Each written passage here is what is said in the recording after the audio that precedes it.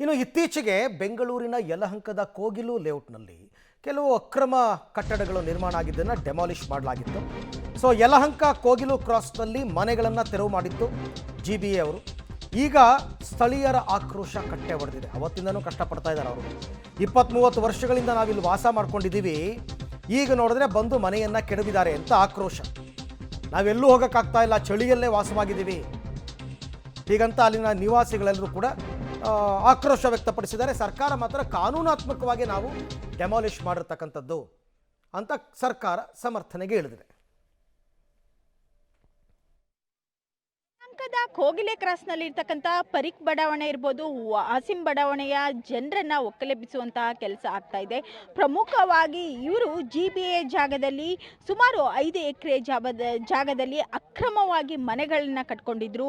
ಈ ನಿಟ್ಟಿನಲ್ಲಿ 8 ದಿನಗಳ ಹಿಂದೆ ಇಲ್ಲಿರ್ತಕ್ಕಂಥ 200 ಮನೆಗಳನ್ನ ಕೂಡ ಡೆಮಾಲಿಷನ್ ಅನ್ನ ಮಾಡಲಾಗಿದೆ.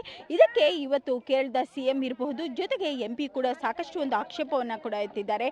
ಜೊತೆಗೆ ಕೇರಳದ MP ಆಗಿರ್ತಕ್ಕಂಥ ರಹೀಂ ಅವರು ಕೂಡ ಈ ಒಂದು ಸ್ಥಳಕ್ಕೂ ಕೂಡ ಭೇಟಿ ನೀಡಿದ್ರು.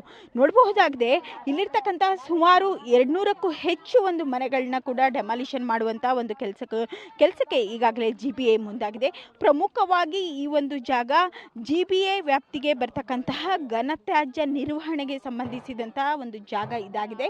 ಇಲ್ಲಿ ಸರ್ಕಾರದ ಜಾಗದಲ್ಲಿ ಇಲ್ಲಿ ಅಕ್ರಮವಾಗಿ ಮನೆಗಳನ್ನ ಕಟ್ಕೊಂಡಿದ್ರು ಎನ್ನುವಂತಹ ಹಿನ್ನೆಲೆಯಲ್ಲಿ ಡೆಮಾಲಿಷನ್ ಅನ್ನು ಮಾಡಲಾಗಿದೆ. ಜೊತೆಗೆ ಇಲ್ಲಿರ್ತಕ್ಕಂತಹ ಜನರಿಗೂ ಕೂಡ ಇನ್ನೂ ಕೂಡ ಯಾವುದೇ ರೀತಿಯಿಂದಲೂ ಕೂಡ ಇಲ್ಲಿ ಇರಲಿಕ್ಕೆ ಯಾವುದೇ ರೀತಿಯಿಂದಲೂ ಕೂಡ ವ್ಯವಸ್ಥೆಯನ್ನು ಕೂಡ ಮಾಡಲಾಗಿಲ್ಲ. ಹೀಗಾಗಿ ಇಲ್ಲೇ ಒಂದು ಅಡುಗೆಯನ್ನು ಮಾಡಿಕೊಂಡು ಇಲ್ಲೇ ಉಳಿದುಕೊಂಡು ಇಲ್ಲಿಯೇ ಜನ ಇರ್ತಕ್ಕಂತಹ ದೃಶ್ಯಗಳನ್ನ ಕೂಡ ಕಾಣಬಹುದಾಗಿದೆ. ಇಲ್ಲಿರ್ತಕ್ಕಂತಹ ಜನರಿದ್ದಾರೆ, ಅವ್ರನ್ನೇ ಮಾತನಾಡ್ತೇನೆ. ಅಮ್ಮ, ಏನು ಹೇಳ್ತೀರಾ?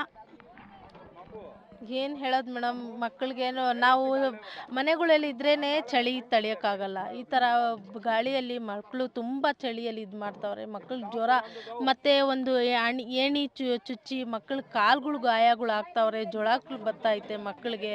ಎಷ್ಟು ವರ್ಷದಿಂದ ಇದ್ರಿ? 30 ವರ್ಷದಿಂದ ಇದನ್ನ ಡೆಮಾಲಿಷನ್ ಮಾಡೋಕ್ಕಿಂತ ಮೊದಲು ನಿಮ್ಗೆ ನೋಟಿಸ್ ಕೊಟ್ಟಿದ್ರ? ಹೇಗೆ ನೋಟಿಸನ್ನು ಬಂದಿದ್ರೆ ಬಾಡಿಗೆ ಮನೆಯನ್ನು ಇಸ್ಕೊಂಡು ನಾವು ಸೇಫ್ಟಿ ಮಾಡ್ಕೊತ ಇದ್ದೀವಿ. ಅದು ಬಂದು ಟೈಮ್ ಕೊಟ್ಟಿಲ್ಲ, ಮನ್ಕೊಂಡೇ ಇದ್ದೀವಿ. ಎಲ್ಲರೂ ಮಕ್ಕಳು ಮರಿ ಎಲ್ಲರೂ ಮನ್ಕೊಂಡೇ ಇದ್ದಾರೆ. ಮನ್ಕೊಂಡಿದ್ರು ಬಂದ ತಕ್ಷಣ ಬರೀ ಸಿಲಿಂಡ್ರುಗಳು ಆಚೆ ಎತ್ಕೊಂಡಿರ್ತಾರೆ.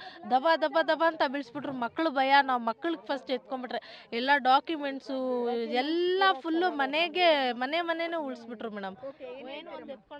ಅದೇ ಇವ್ರು ಹೇಳಿದ್ರಲ್ಲ ಮೇಡಮ್, ಅದು ತುಂಬ ಕಷ್ಟ ಆಗ್ತಾ ಇದೆ, ಏನು ಹೇಳೋಕ್ಕಾಗಲ್ಲ. ಜಾಗ ಗೌರ್ಮೆಂಟ್ ಇಂದ ನಿಮ್ಗೆ ಗೊತ್ತಿತ್ತಾ? ಹೇಗೆ? ಇಲ್ಲ, ಅದಂದ್ರೆ ಮನೆ ಇದ್ದಿದ್ರೆ ಗೊತ್ತಾಗ್ತದೆ. 30 ವರ್ಷದಿಂದ ಇರೋದಲ್ಲ, ನಮಗೆ ಅಷ್ಟು ಗೊತ್ತಿಲ್ಲ ಮೇಡಮ್. ಮುಂದೆ ಇದ್ದಿದ್ರವ್ರಿಗೆ ಇವರು ಎಲ್ಲರೂ ಓಲ್ಡು, ನಾವು ಬಂದಿರೋದಾಗಿದ್ದಕ್ಕೆ ಅಷ್ಟು ಕನ್ನಡ ಬರಲ್ಲ ಮೇಡಮ್ ನಮಗೆ. ಅಂದರೆ ಹಿಂದಿನಲ್ಲಿ ಇರ್ತಕ್ಕಂಥ ಡಾಕ್ಯುಮೆಂಟ್ಸ್ ಎಲ್ಲ ಇಲ್ಲಿ ಇದ್ದೇನಾ? ಆಧಾರ್ ಕಾರ್ಡ್ ಇರ್ಬೋದು, ಕಾರ್ಡ್ ಇದೆ, ರೇಷನ್ ಕಾರ್ಡ್ ಇದೆ, ಪ್ಯಾನ್ ಕಾರ್ಡು, ID ಕಾರ್ಡ್ ಎಲ್ಲ ಮಾಡ್ಸಿದ್ದೀವಿ ಮೇಡಮ್. ಎಲ್ಲ ಡಾಕ್ಯುಮೆಂಟ್ ಇದೆ ಮೇಡಮ್. ಒಬ್ಬೊಬ್ರು ಎತ್ಕೊಂಡ್ಬಿಟ್ಟವ್ರೆ ಡಾಕ್ಯುಮೆಂಟ್, ಒಬ್ಬೊಬ್ರದ್ದು ಇದರಲ್ಲೇ ಮನೆಯಲ್ಲೇ ಇದಾಗೈತೆ ಮೇಡಮ್. ಅದು ಹುಡ್ಕೋಣ ಅಂದ್ರೂ ಹುಡ್ಕೊಳಕ್ಕೆ ಆಗ್ತಾ ಇಲ್ಲ ಮೇಡಮ್. ಪಾತ್ರೆಗಳೆಲ್ಲ ಚಪ್ಕಿ ಆಗಿ ನೋಡಿ ಇಲ್ಲೆಲ್ಲ ಇಟ್ಟಿದ್ವಿ. ಎಲ್ಲ ಅವ್ರಿಗೆಲ್ಲ ಗುಜ್ರಿಯವ್ರಿಗೆ ಹಾಕಿ ಏನೋ ನಮಗೆ ಟೀಗೆ ಅದಕ್ಕೆ ಇದಕ್ಕೆ ಅಂತ ಗುಜ್ರಿಗಳ್ಗೆ ಹಾಕಿ ತಾಂತ ಇದ್ದಾರೆ ಮೇಡಮ್. ಹಂಗಾಗಿದೆ ಮೇಡಮ್. ಇಲ್ಲಿರ್ತಕ್ಕಂತಹ ಜನ ಹೇಳೋದೇನೆಂದ್ರೆ, ನಾವು 20ರಿಂದ 30 ವರ್ಷಗಳ ಕಾಲ ಇಲ್ಲೇ ವಾಸವನ್ನ ಮಾಡ್ತಾ ಇದ್ವಿ. ಜೊತೆಗೆ ನಮಗೆ ಆಧಾರ್ ಕಾರ್ಡ್ ಇರ್ಬೋದು, ಎಲ್ಲ ಡಾಕ್ಯುಮೆಂಟ್ಗಳು ಕೂಡ ಇದ್ದಾವೆ. ನಮಗೆ ಇದು ಸರ್ಕಾರಿ ಜಾಗ ಇದೆ ಅನ್ನೋದೇ ಕೆಲವೊಂದಿಷ್ಟು ಜನಕ್ಕೆ ಮಾಹಿತಿ ಇರಲಿಲ್ಲ.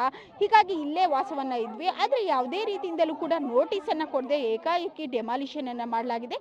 ನಮಗೆ ಈ ಒಂದು ಜಾಗಕ್ಕೆ ಪರಿಹಾರವಾಗಿ ಮತ್ತೊಂದು ಜಾಗವನ್ನ ಅವಕಾಶವನ್ನ ಕಲ್ಪಿಸಿ ಎನ್ನುವಂತಹ ಮಾತುಗಳನ್ನ ಹೇಳ್ತಾ ಇದ್ದಾರೆ.